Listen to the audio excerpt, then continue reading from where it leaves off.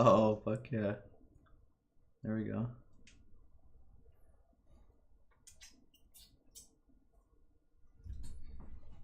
Right now we're blank.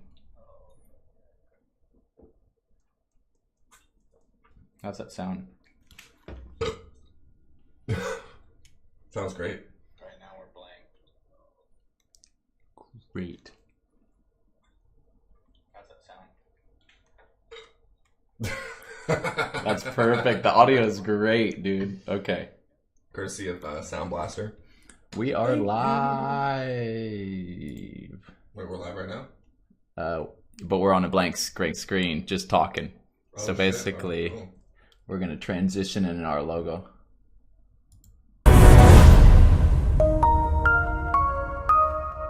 So that music is playing. Now it's over. And we are live. What is up?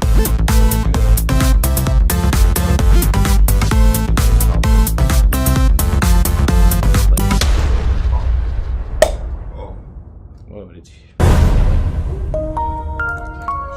Let's start the day off right. All right, here. All right. Can we make the background something? So we don't see like the screen on the screen. What's up, everybody? How's everyone doing? This is number 5. We've Yeah. kind of still been trying to figure out how to set up everything, but we think we've got it with this open broadcast software. It's a really dope program, good for podcasting. I'm not, promoting it because I don't work for them, but I'm just saying. Oh, they don't. It's a free.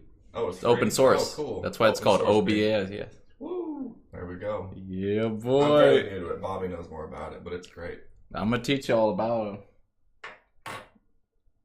But yeah, our last episode was pretty bad because we just didn't have stuff figured out. And, Yeah, the audio was a bit jank. Oh shit! You want to grab? Oh shit! Yeah, it was just weird. We What? need an ashtray for this. Oh, that's true. What can we do here? That mason jar lid. Oh, we have an entry into the podcast here. The Theodore McJakin. I'm gonna grab this. Oh, go for it. We'll get into some good content here in a moment. Just... I don't need content. This is all good. No, you know what I mean, though. Freeform, baby. Freeform, have fun with it. It's just fucking yeah. We just happen to cover science, media, art, reality, and technology. Yes, But we can just hang, talk. I don't mind. We can we get like a like an image up here or something? What would you like? It's just our logo Okay, for now. I'll go over here. Throw it in the back so people can see it. Go to Goat Drive. So Bob did. He made some great work using that Photoshop Illustrator. That was I'm fun. hoping I my actually cat had. doesn't mess up the wires here. Dude, this is a cool setup. I just got this today. This Blue Yeti shock mount. It's the aluminum one. It's fucking sweet. I thought I was gonna need like a what is the size? 3/8 male to female, 5/8 I think, or 1/16. I can't remember, but luckily I didn't need it. They had double threading built into the shock mount, so I was able to use a smaller thread, and it works great. That's awesome. Got this arm now. I got the PC set up. It's fucking awesome. I forgot I've been using Windows 7, so I'm trying to remember how to use Windows 10 again. Here we go. We'll just throw, let's throw this other one up here this time, or how about this one, the motherboard? This would be kind of fun. There we go. That's cool. How do you go full screen? So are we able to see if anyone's tuning in via YouTube? Yeah, we can, and we'll share out to Facebook. Pip, don't fuck around. 2 cats fighting around the wires. Hey, Uh-oh. Pip, don't lay on those. There we go. Got a new kitten. Named him Pippin. He's just like Pippin. Super curious. Little hobbit. Here you go, Bob. Thanks, bro. I'm excited to kick off this episode 5. I mean, we're doing pretty good here. We got 3 cameras now. I forgot to turn on the lights, so let's do that real quick. turn on that one. I'll turn on this one. Oh, that's hilarious. Oh, shit. Stepping on my own headphone cord. There we go. Let's see what that looks like. Got some studio lights. That looks great, bro. Oh, does it? You can see? Oh, cool. Woo. Yeah, episode 5. Holy shit. Got these dope webcams. Yes. We got 2 of the same. And then we got the Logitech C922 for our wide shot. And we got the 920s for the close-ups, which we can cut to, but we're gonna have to pop this back up to do it. Yeah, I'd say we got a pretty good little. Ooh, there we go. Oh man. So let's talk which one was it? The aeronautics space presentation. What was that? What place was that? Anyways, Elon Musk proposed his plan, what he thinks would be a genius idea to get to Mars and how we would do it. Kind of laid out a visual blueprint of how he plans on making the base and how we're gonna use what are the engines? Methane and oxygen. And so we're gonna extract those essentially from Mars. And it's going to basically, once we build the landing pads there, we can land the reusable rockets on Mars, build the fuel injection that would or that technology that we already have to, what's the word I'm looking for here? Say that again. Sorry, I just had to fix something. I have trouble with hearing delayed audio in my ears. I can't do it, so I had to plug directly into the mic Yeti here. Oh, right. I have trouble. I mess up my words if I hear myself back too soon. I won't finish a weird, like something with my brain. It's like, what the fuck's going on? Anyways, so oh, sorry. Continue. To transfer the methane and the oxygen and turn it into the fuel, so we won't need to bring any fuel there. They'll just have a machine that's creating it out of the air and everything that's already on Mars. And out of the atmosphere. They're actually basically gonna try to. And they're reusable rockets. So we'll just fly there, land them there, fuel them, take off. We do it in 2-year increments as far as supplies, because we got to make the orbit. The orbit has got to match up with the Earth so that we can, get there in a reasonable time. The 6 months, but he wants to get there sooner, right? 2 months or something. I thought they were working on something where they could get them there even faster. Like a propulsion thing that would get them quicker. To Mars? Because they would have something orbiting the planet like a fueling station, and we would fly there, refuel from that fueling station. Okay. And then we'd leave again, but we'd be going at a faster speed, so we'd get there in a fraction of even faster than 6 months. I think. Actually, I think so. I'm not 100% sure. I remember him hearing say that. I did actually watch the whole presentation. I'm surprised I don't remember that key point, but I'm trying to think here. I believe that basically what they want to do is they want to send up one of the fuel tanks ahead of time, right? Yeah. So that then they can send up the one with the crew capsule, and then they'll dock them together and mate them, and then they'll send all the fuel from that fuel pod, and that'll completely fill up the transport vehicle. Right. And then from there, they can launch off and head on out to Mars in that 2-year time window. So either way, it's still going to take that window of time it's going to take to get there. Like it takes 6 months. The 6 months, I think, is what they said. The 2-year window is just regarding, I'm pretty sure, the orbit of the planets, both planet Earth and Mars. There's a period to where we have to make sure both of our orbits are in this particular position so that when we shoot the ship there, right, launch off and make sure that it comes in at the right time. They're at different speeds and they're not always in the same area around the sun. You know what I mean? Whoa, so that's wild. be within that range.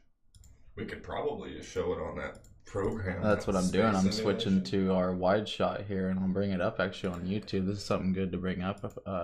Actually, we got 1 viewer right now. I didn't even know that. That's cool. We need to have the chat up on here. We need to get more monitors for this. This is wild. But let's go over here and check it out. I need to share this out to Facebook too. I should have set that up Oh, it's all good. Yeah, We'll do just that next so. time. Why it's quick. I can do it while we're doing this and watching the video and stuff. So I'm gonna try and pop it up. What is it? The big fucking rocket. Earth to Earth. The BFR. Here it is. Taking people from any city. Yeah, isn't that crazy? Here's the speech. So I think you have to do something. You have to zoom in, or because they could pull us. What could happen? They could pull us from YouTube For playing this? Shit. Yeah. But this Or is like this is historical footage. This is like this is used as progression of humanity. It's historical footage. You know, it's not like we're throwing it like a. All right. I mean, because that's who we're watching down there. Who's this guy? Pro Screen Channel. Well, that's cool. We'll give him a shout out, dude. Why not? Shoot. I don't know how it works all the way. Yeah, and we're not using advertising at the moment. So once we get into doing all that, that's when you got to really pay attention to all the legality stuff, because you're getting paid for having people view your channel and all that. So he was asking me if I wanted YouTube Red. I don't know if you guys can hear that. Let me go see if the OBS.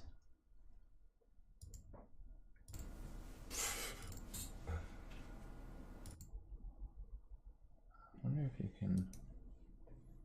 That is so annoying that you can't do that. I thought you could pick up the audio from the screen when you're screen sharing. Oh yeah, I can just screen share it. Why don't I just do that?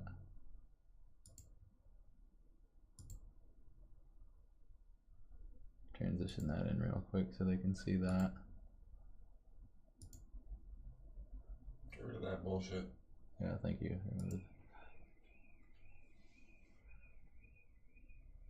So, what part were you talking about? See, that's amazing right there. They were showing the amount of launches that they're going to be doing, which is pretty epic. They're showing right here, we got, it keeps popping up, Newegg. In 2016, they did 8. 2017, and they've done 13, and they're going to hit 20. That's crazy. That is crazy. They're doing another 7 launches this year.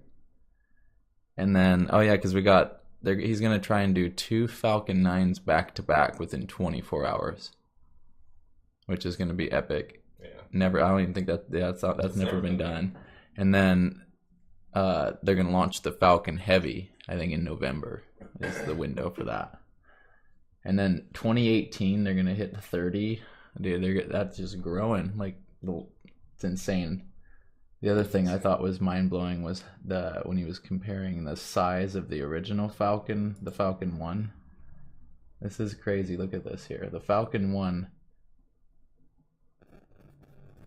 is, that's a pretty big rocket for like an independent, someone making, just an independent rocket company. Starting from scratch. Annoying, dude. Like, why did He's popping up here. Yeah, get that. What? Like 10 seconds. Yeah, these advertisements. But yeah, look at that. So you got the regular person here. I mean, that's a big rocket for just a team that started off with like 9 people or something. Right. Him and like 9 people. And then you go to where they show the size of it compared to the Falcon 9. It's pretty insane. Go to the Falcon 9. There's the Falcon 9, bro. Like, you don't really, like, that's what's crazy. People don't even understand how big the Falcon 9 is. Yeah, that thing lands on its own. And did you hear what he said? This is epic. He said they're going to be able to land it without the landing gear. That's crazy. They're going to be able to land it back in the thing that holds it.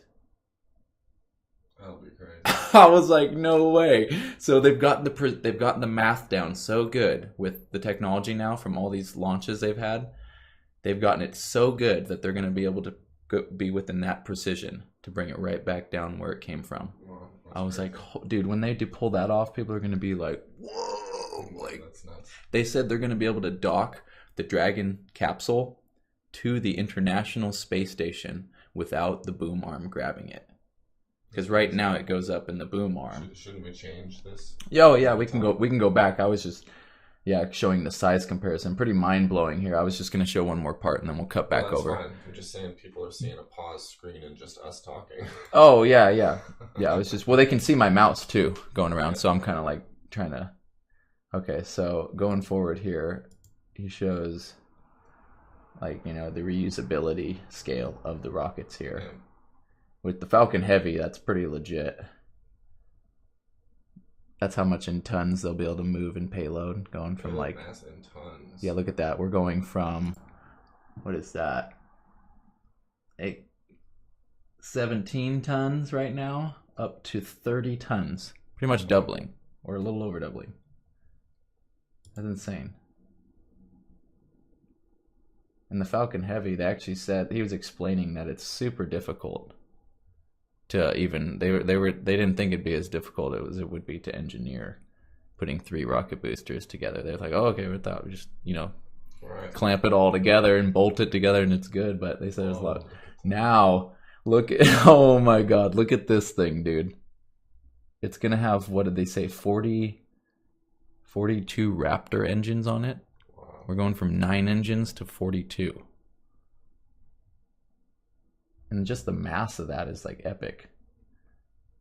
It's bigger than that bar graph. Oh my God. Look at the reusability and how much weight we're going from, though. That's like, you talk about Ray Kurzweil shit right here. This is some straight up Ray Kurzweil shit. No joke. Singularity? I'm talking about exponential growth of like, look at that. Look at that graph right here. That's his main thing, is exponential growth. I don't know if that's tweaking out the audio or not. Hey, I'm gonna type in moose soup. What is it? Moose soup. On the YouTube. Oh, on YouTube? Moose soup. Let's do something here. Moose soup? Is this? Click on that. Is it the Yukon one? Yeah, click that one. Oh snap! Somebody got a notification or something. Make it big. Make it big. Oh wait, sorry. Can they hear this? Yeah, I need to get out of this so that we're not wasting Wi-Fi and shit. Because we need as much data as we can. Oh. Should I back it up? Can you hear the audio? That's what I want to make sure here. See, I'm not picking up desktop audio for some reason. What do we need to pick it up? Pick it up left or right? Yeah. Hello? Oh, they are. Now they're getting audio. But we can't hear it. We need to be able to hear it. Should I start it over? Well, you have to. The whole point of the video is to... Oh, sorry. I forgot everything. Yeah! You guys come down here after I got moose soup and everything! I'm plugged in directly to it. Which is okay for now. I'm fine with that. I think this is Charlie Huntington. Woo! Yeah, that's Charlie. Oh my God! Get your passenger! What was that? You almost remember that. Son of a bitch! Damn it! Dirty bitch! That one right there. Fuck! You guys are doing good! I know! Come, hurry up! Is that Charlie? Yeah, I need to. Oh, dirty son of a! Come down later for moose soup! I'm gonna need some of those. Yeah, you guys come down here after I got moose soup and everything. A couple minutes behind us. All right, you guys are doing good. Son of a bitch! Hey, I got you on video. Right here. Oh, no. Dirty son of a.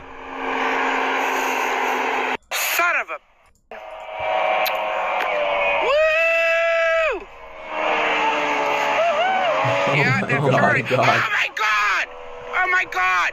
Get your passenger! Son of a hilarious. bitch! Hilarious. Damn it! Dirty Out of breath. God damn it! Fuck! You guys are doing good. I know. Come, hurry up! Is that Charlie?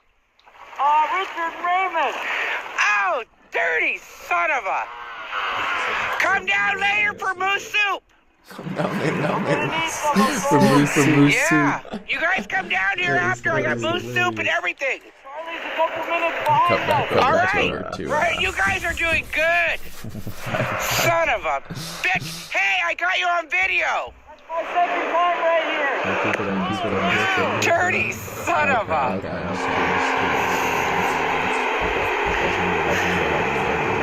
OMG. Huntington boats everywhere. Gee, Raymond just lost a passenger. Gee, I was glad I got that on video.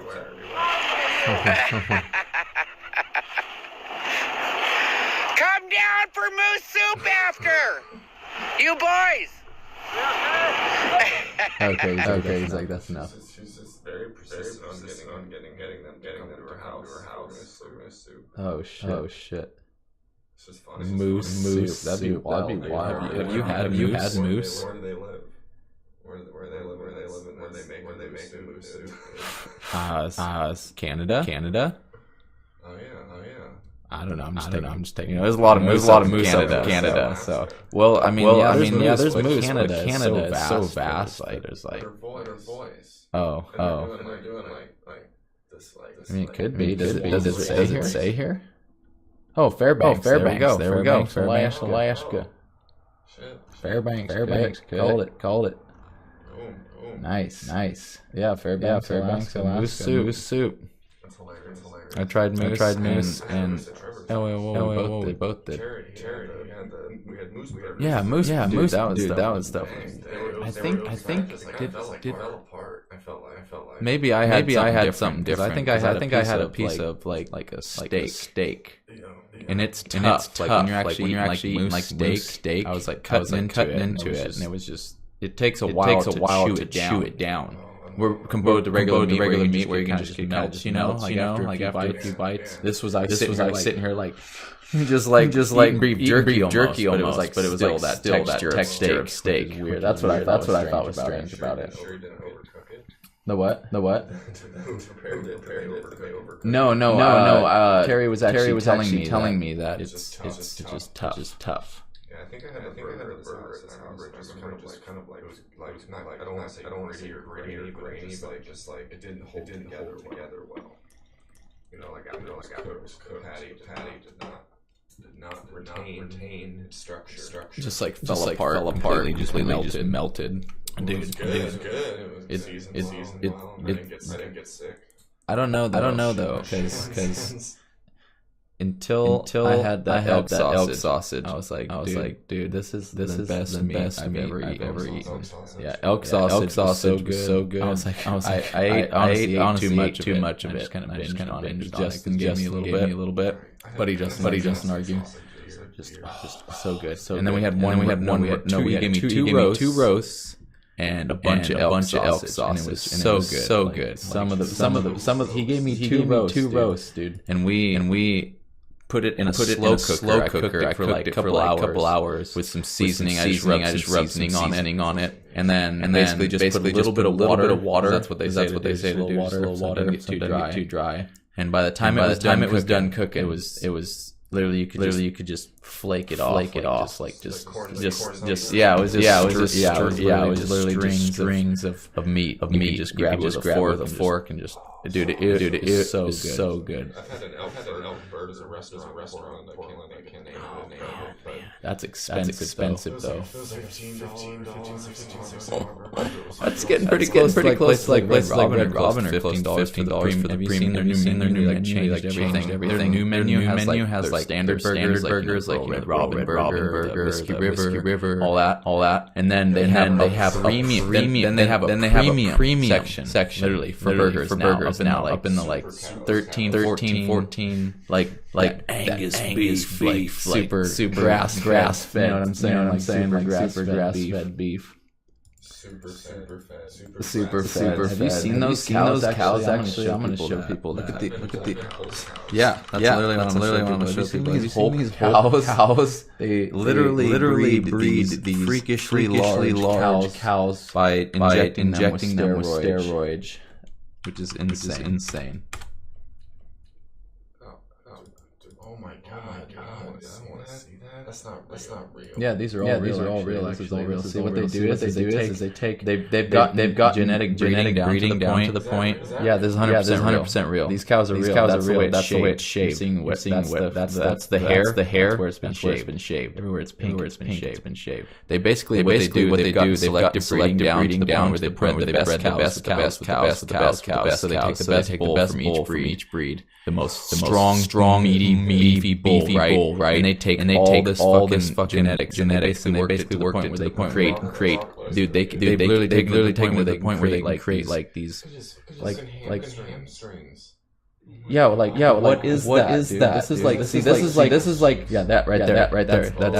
That's real. That's real. Unbelievable. Are you serious? Yeah, that's 100% real. Dude, I don't even know what to say. Is that really that's completely real right there. Dude, that is fucking insane. We'll view the image full screen too. Show people here. Dude, no, that looks fake. Dude, these animals are genetically bred. Be this large. My uncle. Oh my God. What is they gonna say here? Oh my God. Just that is that not ridiculous? Dude. I was gonna cut over here. Boom. That was insane. My uncle used to actually breed to show cows. He would literally make or go take these cows and breed them and they would take them to these shows and prizes for whichever cow looked the best genetically. Oh, he's like, we're gonna check it out. But yeah, he did that for a number of years. I think in his late 20s, early 30s. He did that. He lived out in Idaho. That's insane. I didn't know. But now that stuff is all ridiculous. Stuff he did back in the day was like legit breeding of cow. They literally bred these steers. Beautiful. Like I'm talking beautiful. Not like this. Like the stuff he did was really cool. Actually. Those giant ones were. Is that common or is that very restricted? Is it regulation? This right here. I don't think there is any regulations on this because they're all it's selective breeding. Photoshop the back. Well, it's hard to say because the resolution is bad here. Let's zoom out a little bit. Doesn't the back legs don't look? Dude, I mean, cameras. You gotta look at high photography. They pick up a lot of detail. So when you're seeing these photos, this is a well-taken photo. They lit it up. Put a model in there, and that they can create an animal that is that. Yeah, what is that? See, that's what I'm talking about. It's crazy, bro. These people get out of hand with this genetic breeding. I've never even seen anything like this.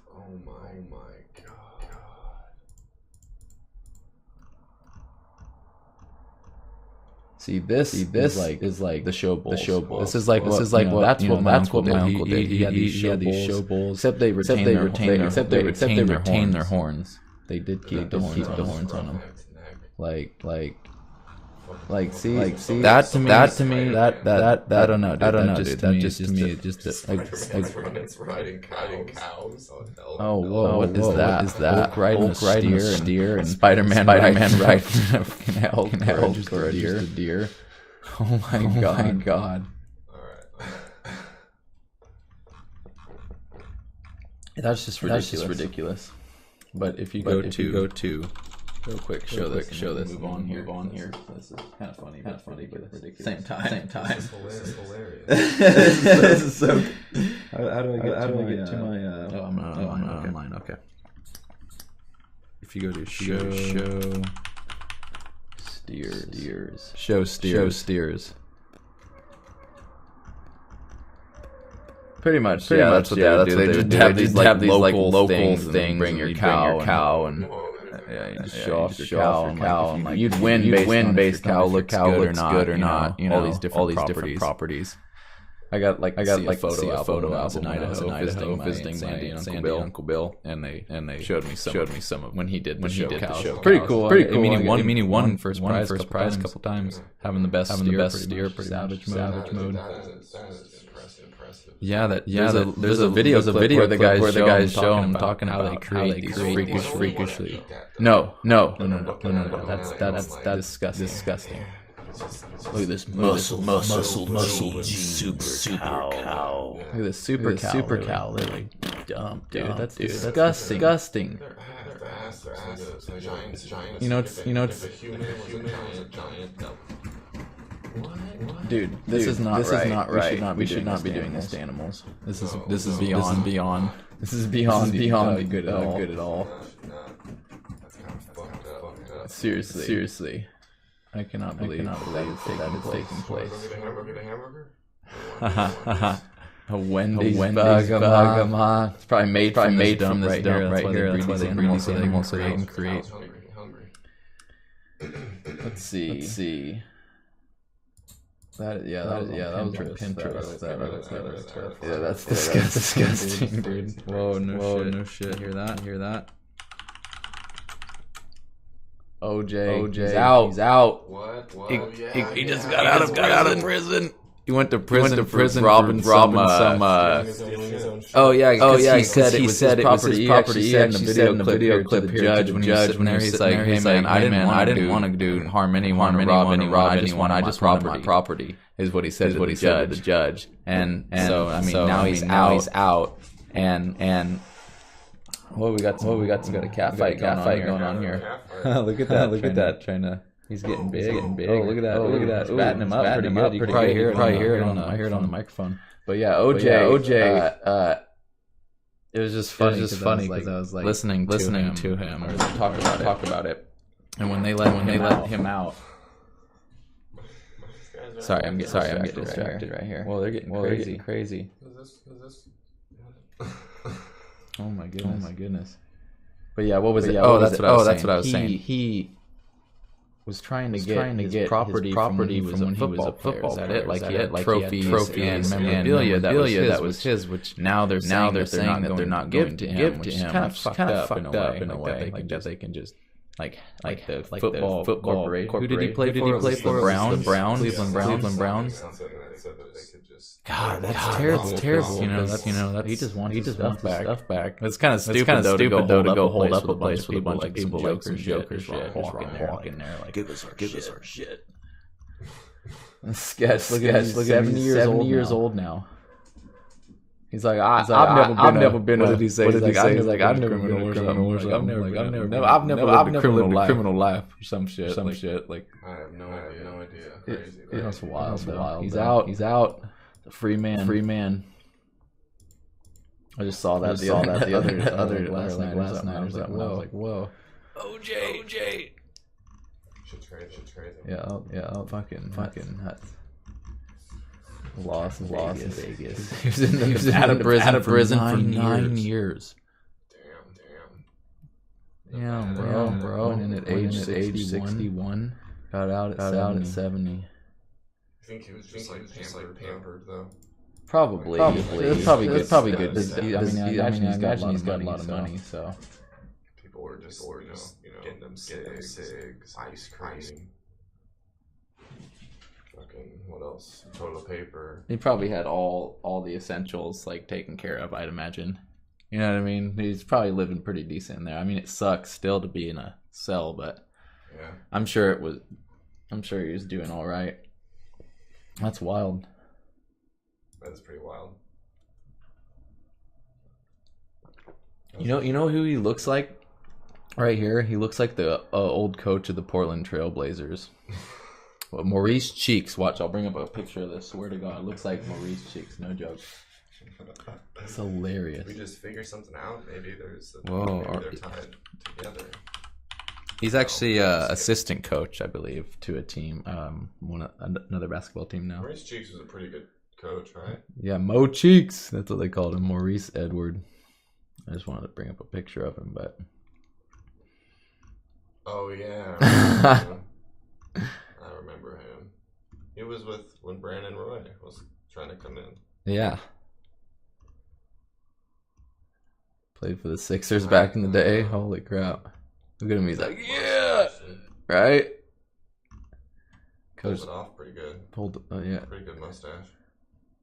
Right, hold it down. He's oh yeah, so he's working with the Thunder. The assistant coach for the Thunder. Oh, he is now? Yeah. Which is pretty legit. I believe he still is.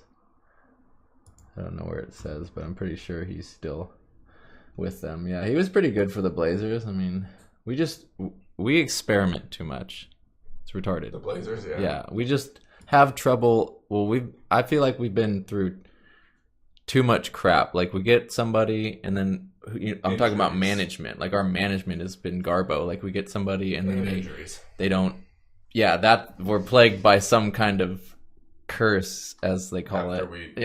After we denied Michael Jordan and fucking Kevin. Don't. Damn it, Kevin. He's like, I wanted to get it. Sorry, I just know basketball so well. How do we turn down Michael Jordan and Kevin Durant? Like seriously. And look how good they were. Or yeah. Are still. Dude. Jordan's still probably just dumping it. Oh my god.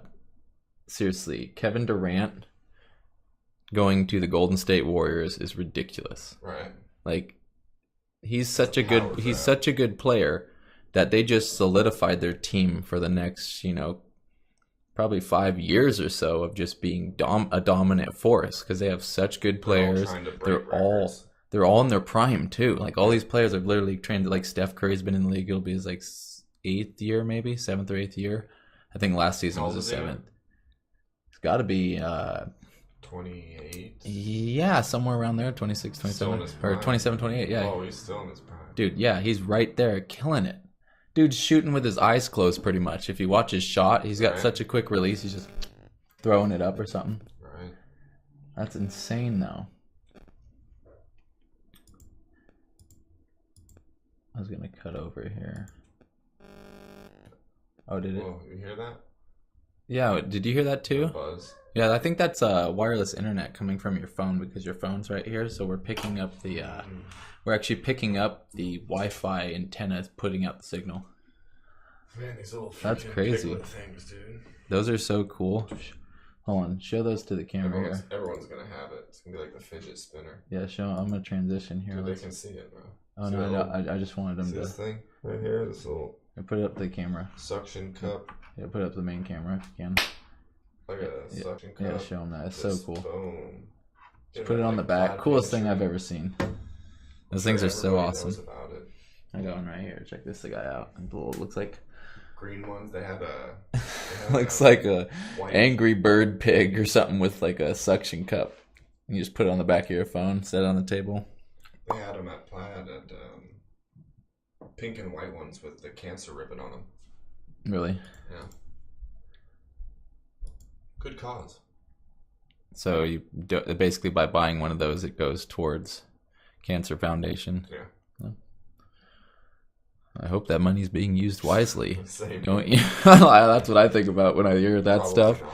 Like Mark told me, it was pretty crazy. He told me that basically the McDonald's and KFC and Taco Bell and and Subway, those fast food chains like that, all work with the heart.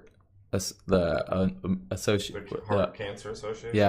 Yeah. They work with both the what is it, American Heart Association? Yeah. Is that what it is? And I thought that was kind of funny because they pay money to these fast food companies because the food that they're making that's going out to people is causing heart disease, which is having people then to have to go in and get these surgeries or get on some type of medication for it. Right.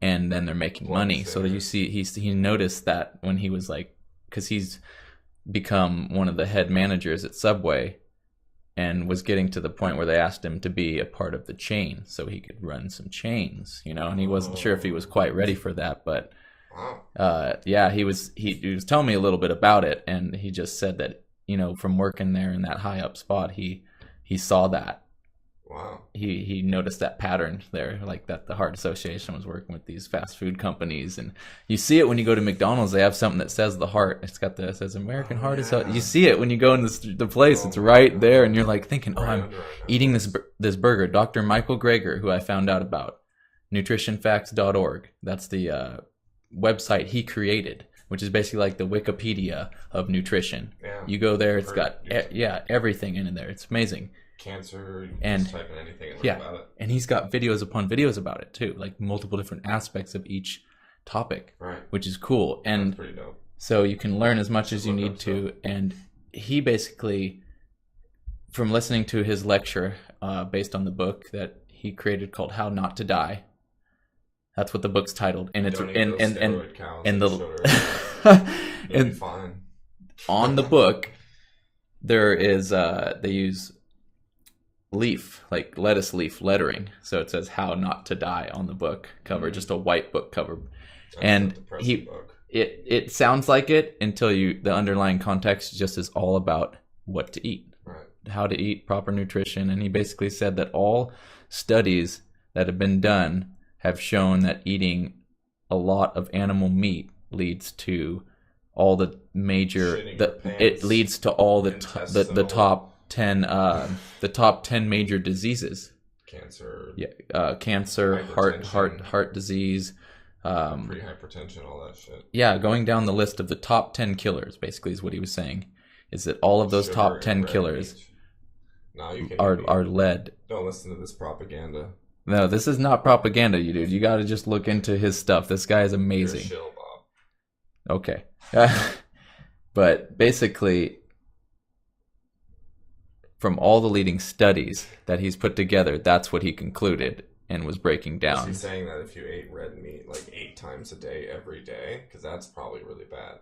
Well, basically what he's saying is you want to eat a plant-based diet. You don't want to eat a meat-based diet. You eat a meat-based diet, that's basically, right. And from all I watched the whole conference on the debate. I actually watched, there's a conference on YouTube, or not a conference, but it kind of is. It's like a debate amongst leading scientists and groups from different angles. And they're all having a debate on the meat issue, the issue of, animal meats and that thing. And it was pretty interesting. Basically, from what a lot of them concluded, it's not just a starch-based, plant-based diet is like the healthiest diet you could possibly eat. So eat a lot of starch-based stuff like sweet potato, basically as your foundation, and then go from there. Which I was like, that's insane. There's also a lot of other research being done too that these top scientists aren't doing that would go against that. Yeah, and I think they're also finding out that it really varies. Like they're finding about how it varies individually per person. Like it's dramatic. These dietary. Well, because even Dr. Michael Greger talks about that. The same as me. Like you might not be able to eat meat 5 times a week. Well, but I could probably eat 5 or 10 times a week and be fine. Not experience symptoms of something like heartburn or whatever. Yeah. No, I 100% agree. I 100% agree. And Dr. Michael Greger even talks about that. He brings up like the studies they've done in other countries with other people to kind of give you because this guy literally is all about the facts. All he literally does is read these every year. He reads the journals that come out for nutrition from all the different countries and stuff, and he takes and compiles that facts, and that's what he puts on his site. That's what doctors so he's insane. I've never even heard, I can't believe I've never heard of this guy. He is seriously one of the most detailed person. He does it once a month. He gets on his treadmill and he's got his webcam above his treadmill and he does a live YouTube talk, so you can tune into it and you can ask him nutrition questions because people are curious. And I was going through for free, and there's so many comments it's hard to keep up with, but I'm trying to sit there. But they have this new thing on YouTube actually where you pay to have your comment boosted to the top. So you're donating money too. So if someone was watching our podcast, they could. It's called super chatting. So if you super chat, you donate $1 or $2 to somebody's channel, and it goes to our PayPal account.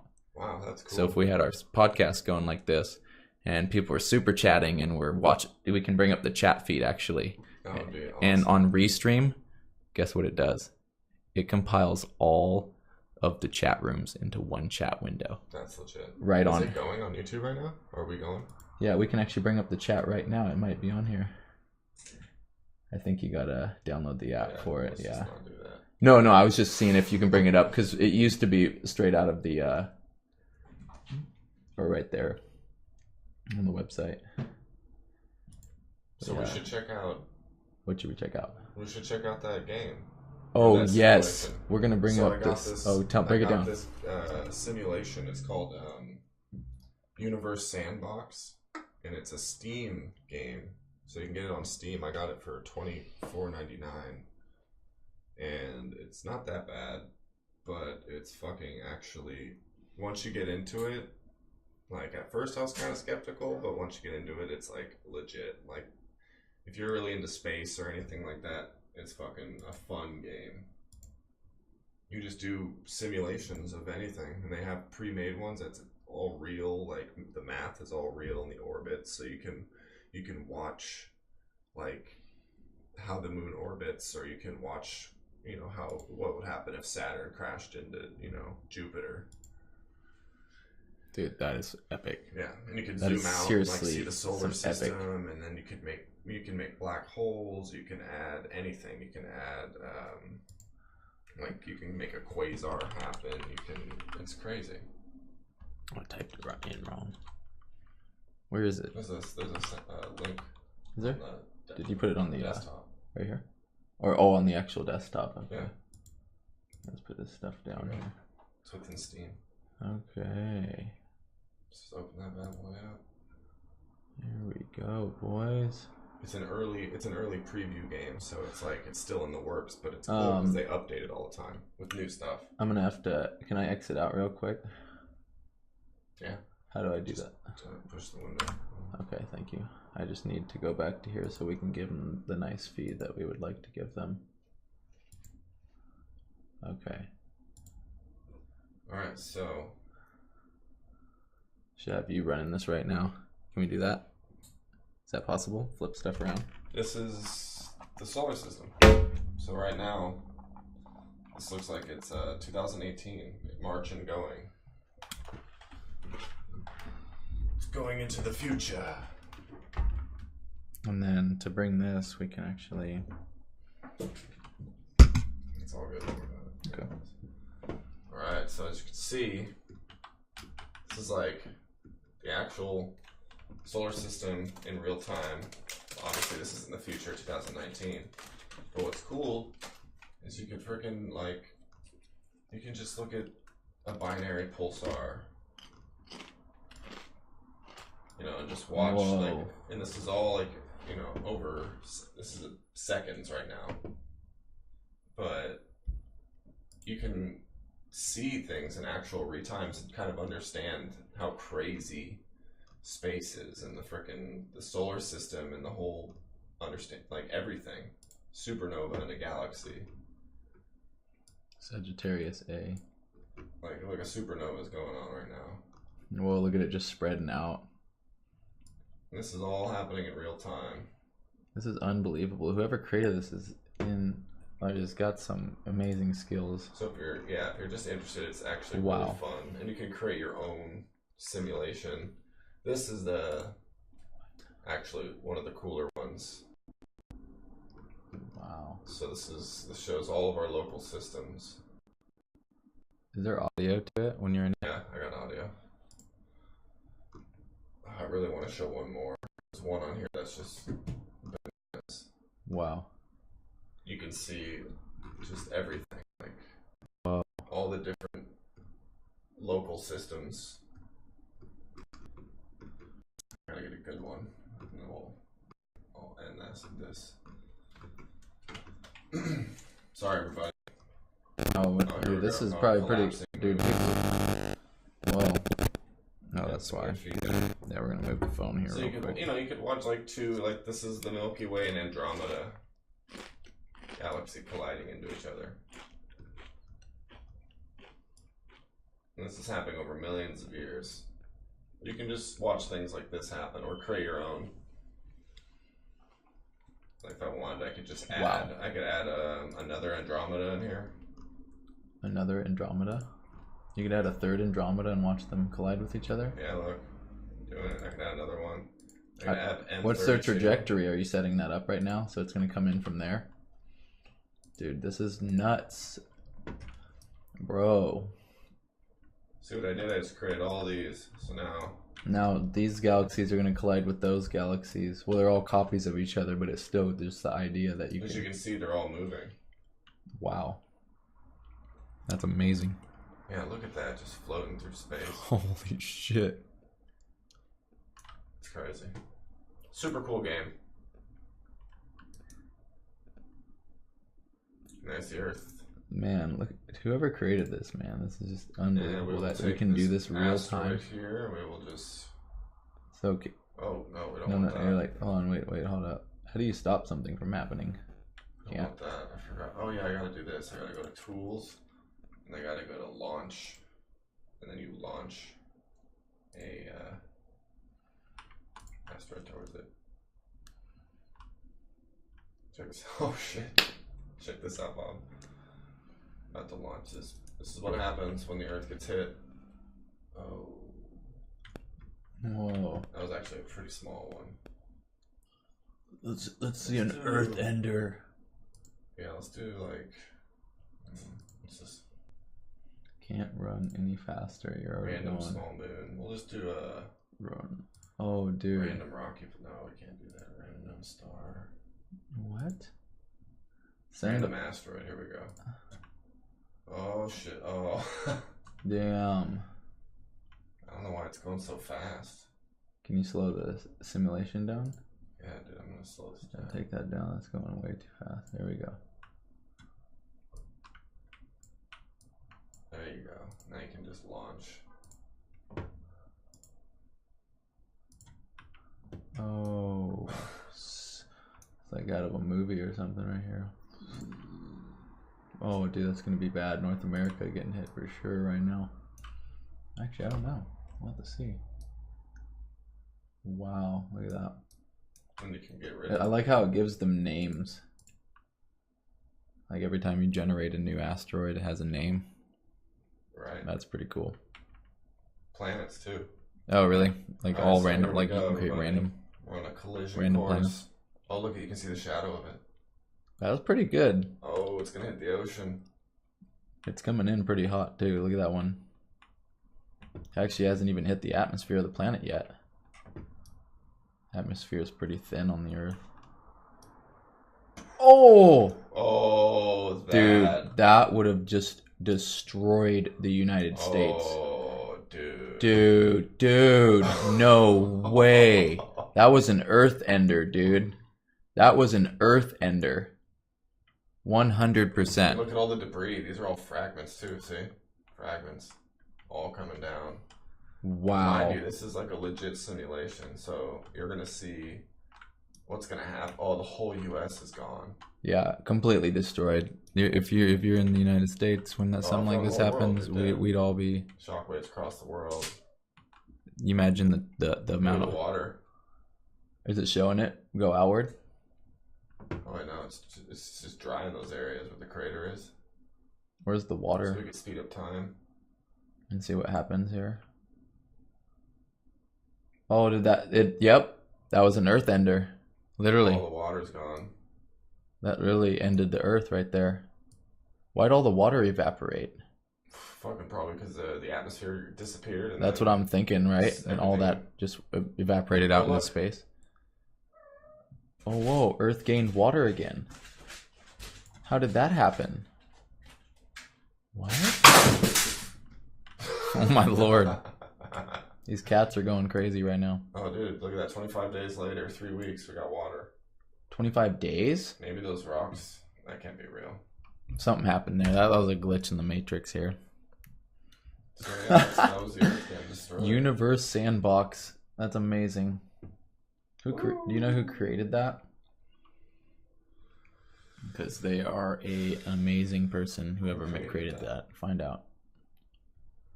I'm like, find out. That's awesome. Knocked over the mirror, or the curtain behind me. The cat climbed on it. And, oh, damn. That's what that noise that you heard. Well,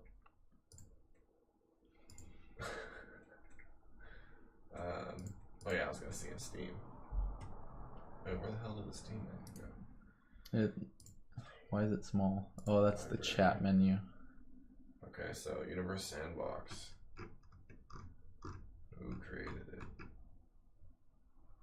it? What's fascinating is that story I was telling you about earlier, that Dr. Paul Hellyer, who's worked on a lot of projects over the years. He's retired now, but I think he worked in some form of the military as an engineer or something. But he was talking about these new subquantum kinetics is the book he wrote, basically, which is a book talking about how electricity, gravity, and magnetism all work together. Kind of what T. Townsend Brown talked about. Subquantum kinetics.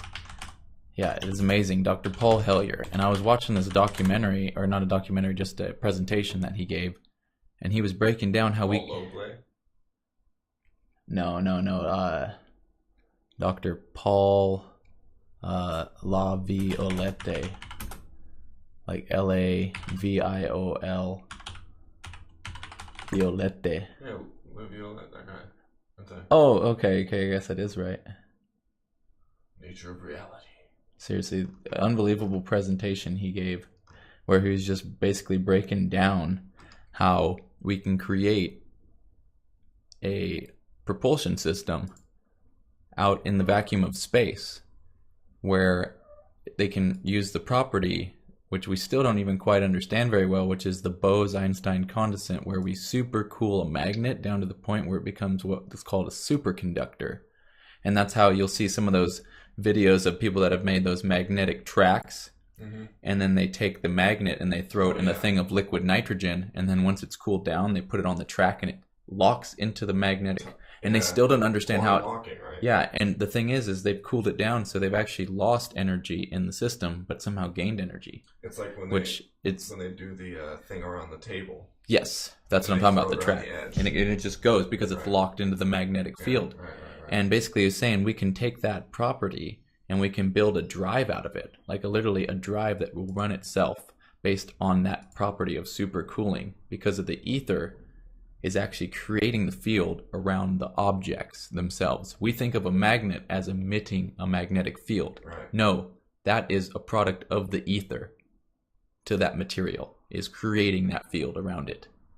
It's not actually the object itself physically that is creating that. That's what blew my mind. I was like, whoa, what? So crazy. He's basically saying by creating this metal-shaped coned object, and you put a magnet in the middle of it, like drill a hole and then put just a round magnet in the middle, and super cool it down, it will actually push itself forward. And you can test it by making your own homemade experiment of dangling it on a string, and then you put a reference line behind it so you know that when you got your shot that everything's straight.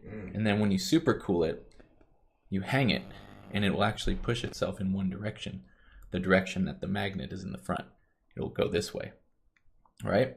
And so he said in space, where there's no vacuum, we could take advantage of that. We wouldn't even have to use something to cool down the magnet, because space is so cold that it'll keep the magnet cold enough, super cooled, and propel itself through space.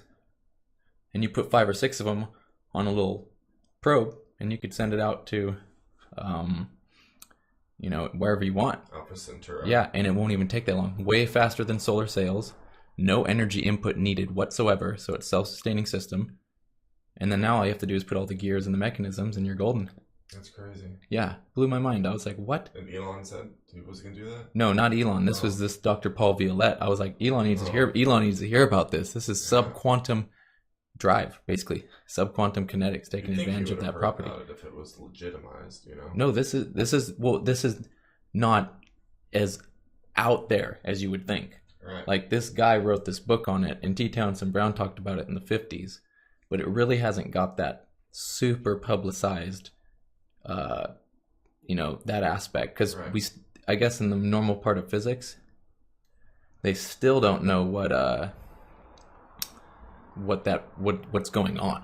They don't understand when you supercool a magnet, why is it doing that? Right. And here's the trippy part: is you can do an experiment where you take like a little. You take a single magnet, and then you put it in liquid nitrogen, like a little petri dish, Right. just a disc magnet, and then you take a little square neodymium magnet, and once it's cooled down, you set that magnet on it, and all of a sudden that magnet will go on its own and lock into place without anything happening, just by it just sitting there. And once it reaches super cool status, And then you can push it in a direction. it'll go on its own. So people were saying, if I'm sitting here and I'm cooling something down, I'm losing energy in it. So how is it doing that? Like, how is it losing energy but then allowing a magnet to raise off of it and lock into place like that? And that's what they were saying was mind-blowing, and physicists don't really understand it. And this guy was basically saying he's wrote a book on it, understands it because he researched from Townsend Brown back in the 50s with electrogravitics, and basically has progressed that. And he was basically, plus he was talking about what the government was doing as well, like the groups, you know, the top aerospace companies like Boeing, GE, you know, Rocketdyne, like all those big major aerospace groups and energy companies were working on this kind of technology in the 60s. I was like, what? That's crazy. Is that not nuts? That is nuts. I was like, that is so crazy. So I wonder what they've created by now if they understand subquantum kinetics, because that allows for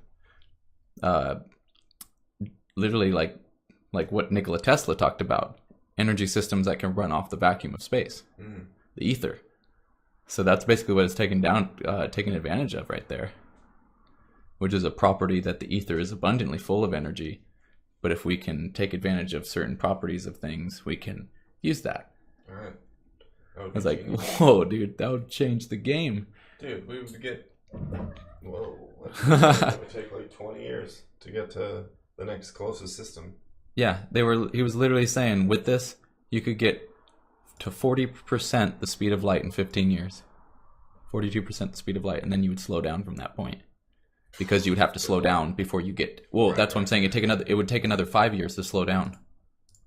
And then obviously you'd come home. Right. If you ever did, you know. Well, this would be to send a probe out that he was saying, like a small probe, like each engine's only about this big.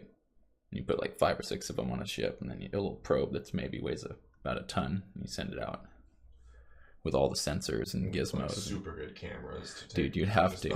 And lasers. We'd have to use lasers to send the signal backwards. Transfer data. I feel like, or maybe we can take advantage of the particle duality of quantum physics and literally use that to real-time send transmission. Quantum mechanics. Like how I can wiggle this thing. What if we had a microphone wiggling a speaker? Like they're quantum What if we quantum locked a microphone in a speaker or a video camera and a feed? Somehow we would have a real-time feed from a camera that's deep out in interstellar space. That would be crazy. That would be... They need... Oh, shit. That was crazy. What the fuck, dude? These guys are out of their minds. Oh my god. Yeah, they're going crazy. Get out of there. Get out of that. I'm getting in the back corner here, making a mess. Scratching on stuff. That's funny. Jesus. Yeah. Well. But isn't that insane? Like, if we could get that's the problem with space is... Should we end on this? Yeah, dude, we could go out with a blast. I'm gonna go grab something real quick. Okay. Sorry, folks. Been a pretty good one, though. I was having fun. Yeah. What are we at right now? I don't even know how long we've been going for. Almost an hour and a half. No way. Yeah. I've been keeping an eye on the clock. Nice, dude. Looking at the time. Let's see here. Oh, whoa, yeah, it's 3:42 right now. Fuck, dude. Yeah, I'll worry about that afterwards, you know what I'm saying? I'll help you. Shit. Teddy knocking down Teddy and little Pippin here. The tiny kitten's got so much energy that he's trying to battle the old beast, Theodore Roosevelt. Oh, oops. And pretty much tore down the curtain. Yeah, there you go. Or if you want to bring it in a little tighter to the... Yeah, that's probably good right there. Right, nice. Yeah, dude, that is awesome.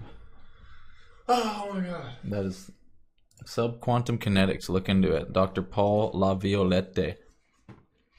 Guys, great, amazing presentation. You'll just watch it and be like, what is this guy talking about? But then if you go check out his book, You can learn a little bit more deep into it. Just pretty amazing stuff. You know, it just...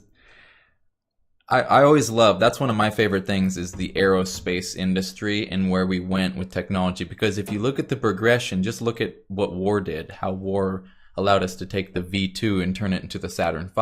I mean, after World War II, we brought... the Nazis. Yeah. I'm saying that during World War II, the scientist Dr. Werner von Braun was building these V2 rockets, you know, for destruction, though. They were going to be used for war weapons. Well, then he gets taken through Operation Paperclip, which has somewhat become a little bit declassified to an extent of just, you know, we knew we took those scientists over after World War II and the technology they were developing since we won the war.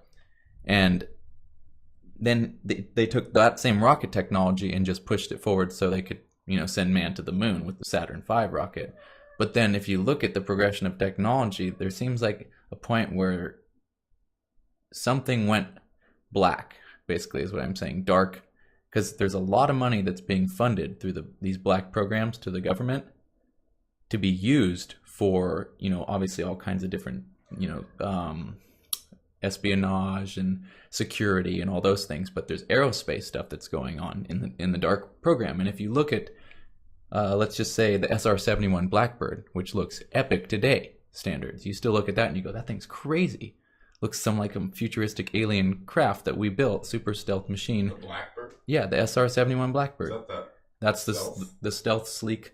The really high up. Crazy Well, there's the B-tube. one? That's the one. Well, that's like the head the like a duck. there's the Smooth three.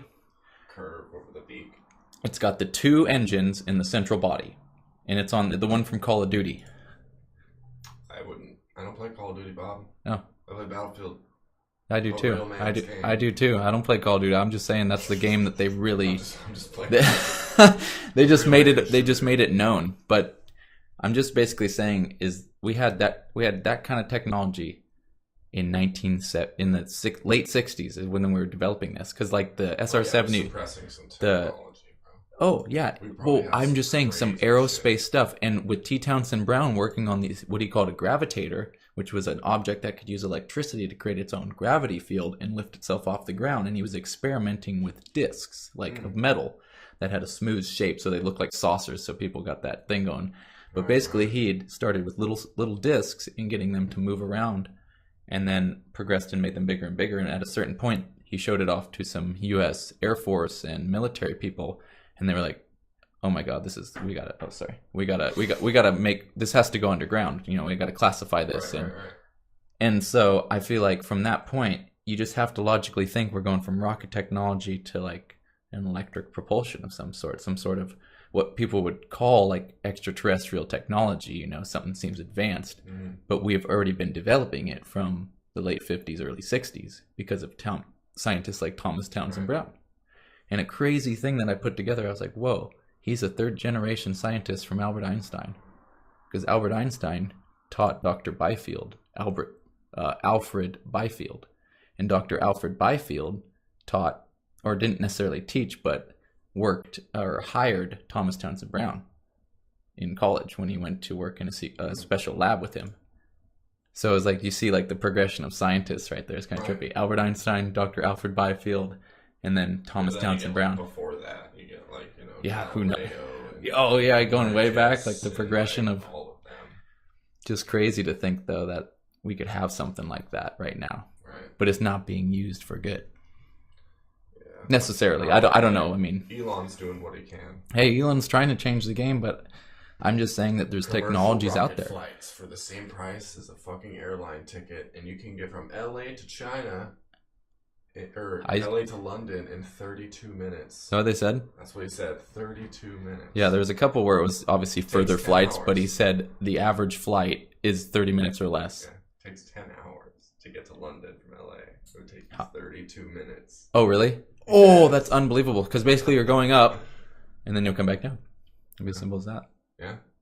Well, When that technology gets you going, hope. oh yeah, they can hold about 100 You're people. like, yeah, we're there. Yeah, We're there. What's that noise? There's a malfunction in the engine. Oh, Next shit. thing you know, you're just blowing into pieces. You know. I was just gonna say, let's go to the wide. Oh, the wide, We're getting ready to close her out. We could hit the wide up and be like, "What's good?" Yeah, dude, it's amazing that he's going to be able to launch a rocket like that consistently, like a normal aircraft. That's what's crazy. Basically, that's what he was trying to get across. I feel like in the presentation is he's going to make it as reliable as airplanes so today. Are there sensors that are going to be able to adjust to weather, or are they only going to do it in ideal conditions? Because planes, they kind of can do it in the snow, and so like, what happens when there's snow and things like that? Have they tested these things in those different types of climates? No, not necessarily, but I assume that can have sensors that can like adjust from wind. You know, how are they going to land? Well, they got to have all those or snow or rain or whatever. Yeah, he said that there's no fins or guides on it. They just have the one little short sweep of what looks like a short stubby pair of wings, basically little guides for airfoils, just some small airfoils coming off the edge of the end of the rocket to kind of guide it when it gets on its way back down. But so you need like ideal conditions. You do. Yeah. And here's ultimately where it's going, because once we get to a point where we can mess around with electric planes and, you know, that technology down the road, electric jets and certain technology like that, we will be able to, we can't do it right now because it's insanely, it just takes too much energy to do. But ultimately where it's going to go is a space plane. We're going to be able to just take off and fly right up into the, up out of the atmosphere. Because right now we have to, you know, use this immense amount of energy in these large machines, these rocket propulsion to get us up, which we could still use, but we just don't have enough energy, and we can't store enough energy on these rockets to launch itself up into space. The mass and the weight and all that, it just can't be done right now. But it'll be amazing one day when we can literally just... It's a lot of fuel to get something heavy as fuck off the planet. Does. And they're trying to make it as light as possible. He was showing the tank, right? Just the carbon fiber tank. That helps a lot. And it was like 1,000 cubic meters or something like that, which was like... do a lot of adjusting to that too. He showed it blow up too. He was like, we purposely... They had to make some like special formula with the carbon fiber to make it be able to survive the harsh temperatures. So cryo, because they have to actually cool down the liquid oxygen in the tanks. That's what those tanks have to cool down. Super cool, like, because the reason for doing that is then you can store more. Right. The denser it is. Right. So basically, they have methane, and then they have that liquid oxygen. That video of that base. Oh, when he was showing like he's like, oh, we'll put this one, and then we'll do another one.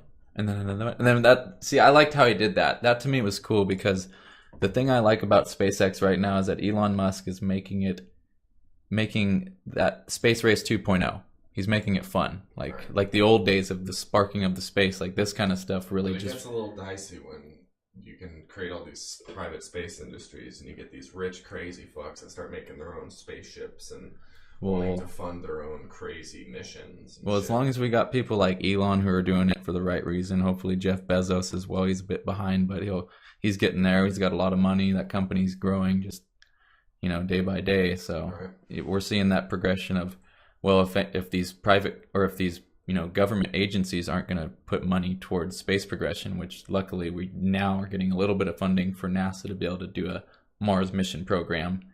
I feel like that the private industries are just going to boost the technology progression, because they're going to start competing with each other. It's going to be like Apple versus Samsung versus LG for space. You're going to have Jeff Bezos with his space technology, Blue Origin, and then you got SpaceX, and I'm sure there's a couple others out there I don't know about, but you'll see that rise of just right now, like for instance in electric cars and rockets.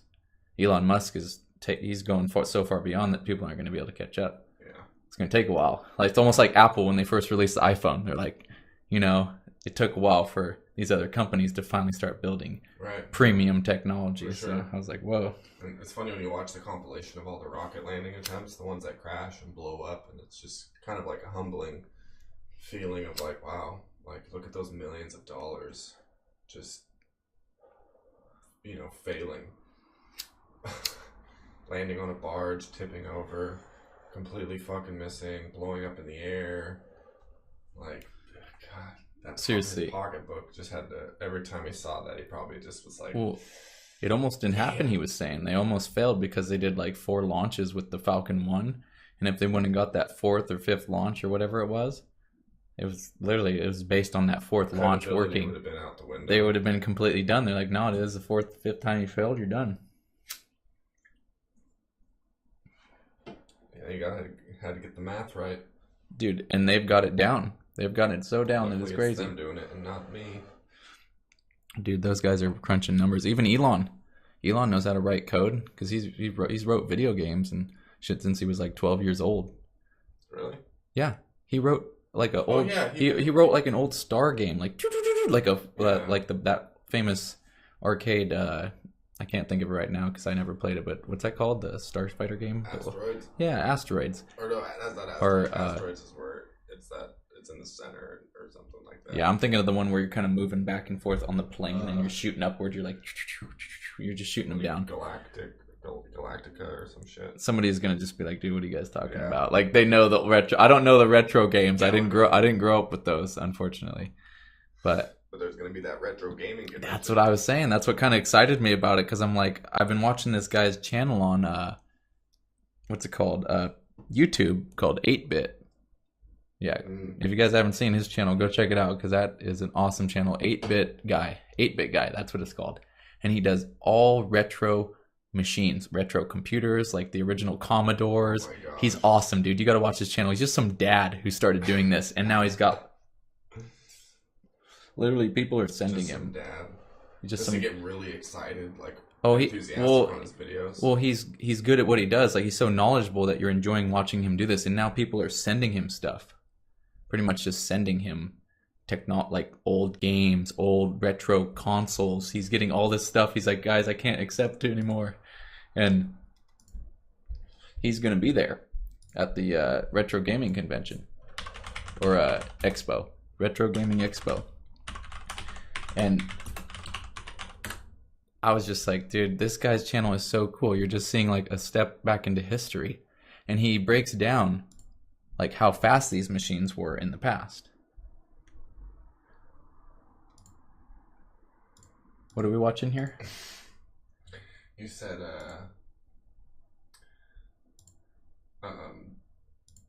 about the dad, like it's like this dad that does it. Yeah, he's just like a cool, like simple, not simple, but I mean, he's just a cool guy, just like a regular guy who just started doing a YouTube show, kind of like what we're doing. I mean, but he had a passion for, the retro machines, old computers. We won't be able to ourselves. I can hear it on here. Oh, okay. You don't hear it. Oh, yeah. This guy gets really excited about the highway. Oh, okay. Being built. You just gotta just listen to it through. It's fucking hilarious. Hell yeah. And I'm only showing this because he's just really excited about a highway. Just excited about the highway. Okay. I love that stuff. Just a highway.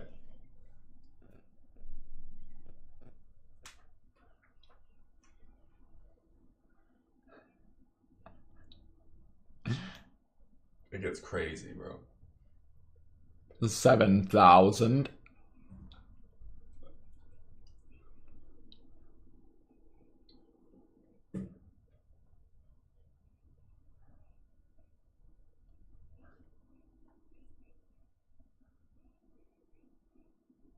Oh my gosh.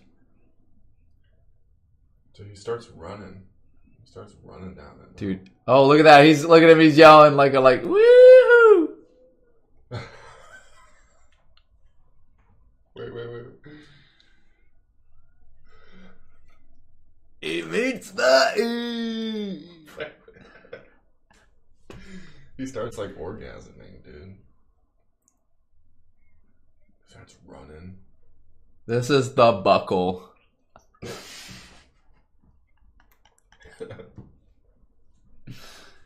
This is great.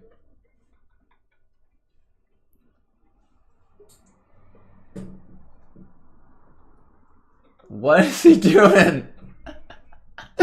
Dude just running out in the middle of the highway and shit, like just so excited. He's like, "Oh shit." Has he done the moaning yet? How about another run for fun? Damn, that.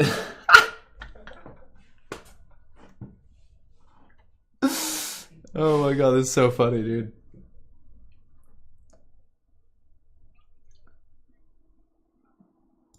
Oh, he's like moaning, like out of breath.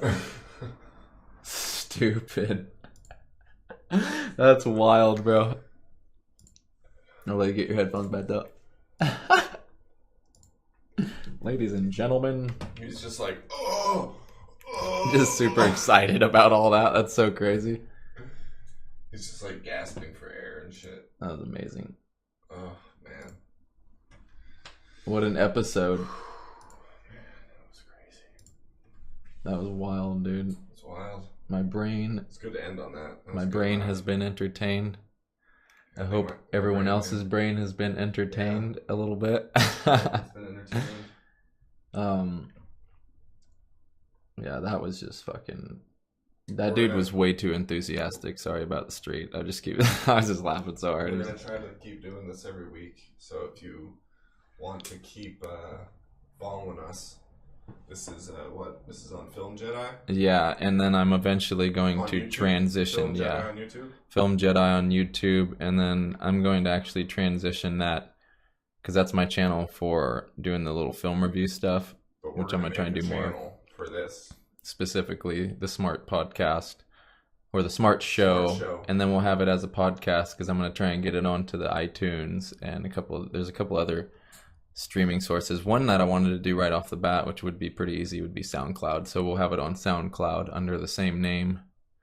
So once I just have to make the Gmail, then we can make all the other accounts for it, make a page on Facebook so people can go on there and check it out. So when we stream live, they can just go to that channel. Yeah. Or they'll get a notification, which is cool. Actually, YouTube's the best for that. You just subscribe to the channel. Once I set it up, you can subscribe, hit the little bell that's right next to the subscribe button, and then you'll be able to get a notification every time we go live, which will be nice. Yeah, I'm going to be creating some accounts here. I'm also planning on getting a Twitch going, which is going to be XX Hunter 105XX. So follow me on that. Yeah, dude. Follow me on Instagram if you want.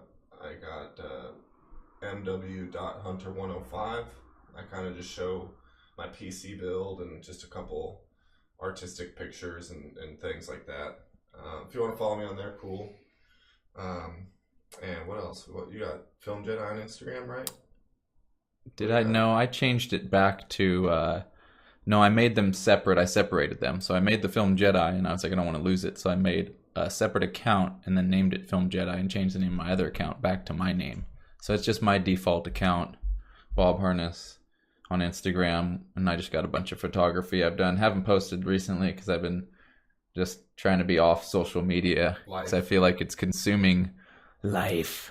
So I'm trying to, but it'll be cool if we have an official channel going where we're posting content, we're creating. So instead of consuming content, we're creating, and I think that'll be fun.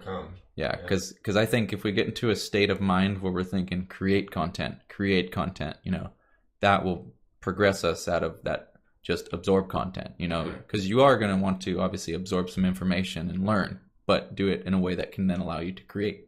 Right. Which we can do with our Instagram for, all these social networks, because we can take advantage of that. End on that one. Yeah.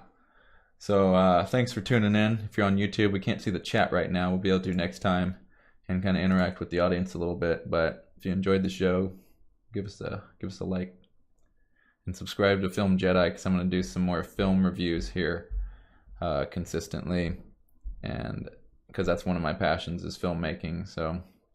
Yeah, we'll go out on that note, and thanks for watching. See you next week. Peace. So if we go to OBS, we can stop it.